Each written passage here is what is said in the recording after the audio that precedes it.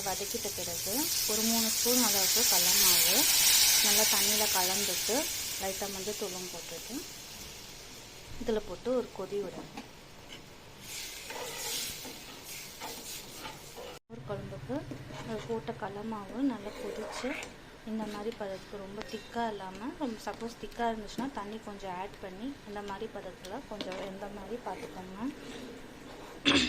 அதுக்கப்புறமா பக்கத்துலேயே நல்லா தயிர், நல்லா கெட்டியான தயிர் நல்லா அடித்து அந்த லம்ஸ் இல்லாமல் இது பண்ணி இதில் இந்த தாளிப்பை நம்ம என்ன பண்ணோன்னா போட்டுருவோம்.